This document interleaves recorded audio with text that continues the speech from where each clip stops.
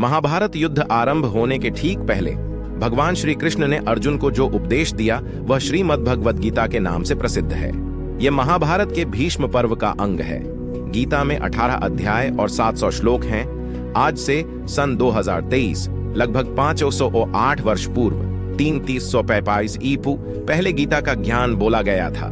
गीता की गणना प्रस्थानत्रयी में की जाती है, जिसमें उपनिषद और ब्रह्म सूत्र भी सम्मिलित हैं। अतएव भारतीय परंपरा के अनुसार गीता का स्थान वही है जो उपनिषद और धर्म सूत्रों का है। उपनिषदों को गौ, गाय और गीता को उसका दुग्ध कहा गया है। इसका तात्पर्य यह है कि उपनिषदों की जो अध्यात्म विद्या थी उसको गीता सर्वांश में स्वीकार करती है।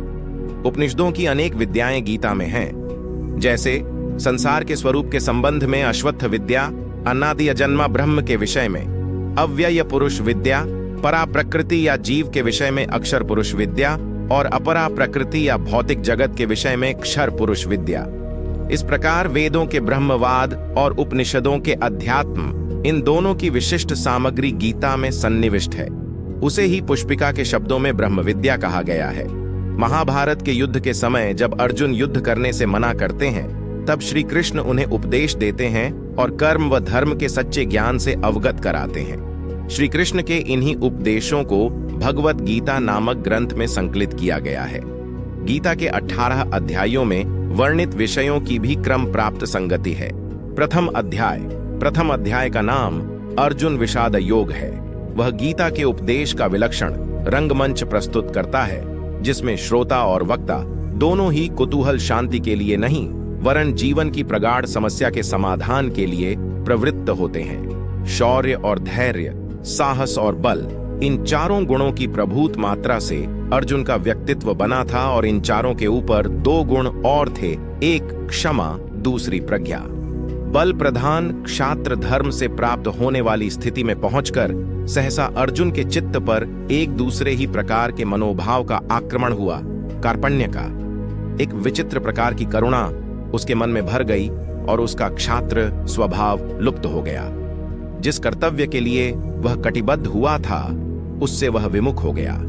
ऊपर से देखने पर तो इस स्थिति के पक्ष में उसके तर्क धर्मयुक्त जान पड़ते हैं, किंतु उसने स्वयं ही उसे कार्पण्य दोष कहा है और यही माना है कि मन की इस कायरता के कारण उसका जन्म सिद्ध स्वभाव उपहत या नष्ट हो गया था।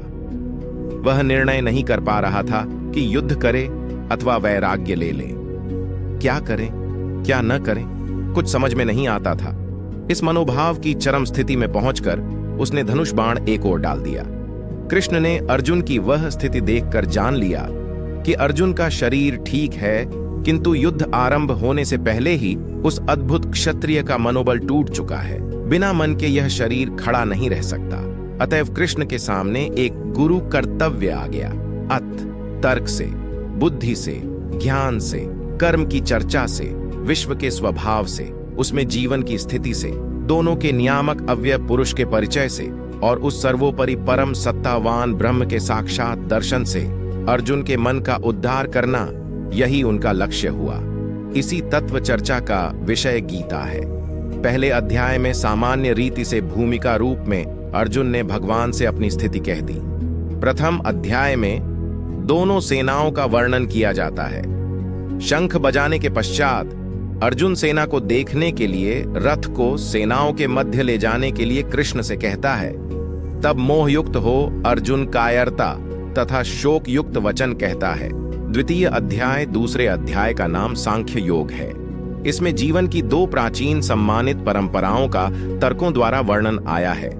अर्जुन को उस कृपण स्थिति में रोते देखकर कृष्ण ने उनका ध्यान दिलाया है कि इस प्रकार का क्लैव्य और हृदय की क्षुद्र दुर्बलता अर्जुन जैसे वीर के लिए उचित नहीं। कृष्ण ने अर्जुन की अब तक दी हुई सब युक्तियों को प्रज्ञावाद का झूठा रूप कहा। उनकी युक्ति यह है कि प्रज्ञा दर्शन काल, कर्म और स्वभाव से होने वाले संसार की सब घटनाओं और स्थितियों को अनिवार्य रूप से स्वीकार करता है।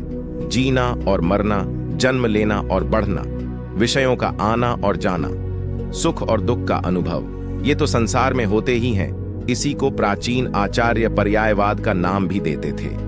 काल की चक्रगति इन सब स्थितियों को लाती है और ले जाती है। जीवन के इस स्वभाव को जान लेने पर फिर शोक नहीं होता। यही भगवान का व्यंग्य है कि प्रज्ञा के दृष्टिकोण को मानते हुए भी अर्जुन इस प्रकार के मोह में क्यों पड़ गया है। ऊपर के दृष्टिकोण का एक आवश्यक अंग जीवन की नित्यता और शरीर की अनित्यता था। नित्य जीव के लिए शोक करना उतना ही व्यर्थ है जितना अनित्य शरीर को बचाने की चिंता। ये दोनों अपरिहार्य हैं। जन्म और मृत्यु बारी बारी से होते ही हैं, ऐसा समझकर शोक करना उचित नहीं है। फिर एक दूसरा दृष्टिकोण स्वधर्म का है। जन्म से ही प्रकृति ने सबके लिए एक धर्म नियत कर दिया है। उसमें जीवन का मार्ग, इच्छाओं की परिधि, कर्म की शक्ति, सभी कुछ आ जाता है। इससे निकलकर नहीं भागा जा सकता। कोई भागे भी तो प्रकृति उसे फिर खींच लाती है।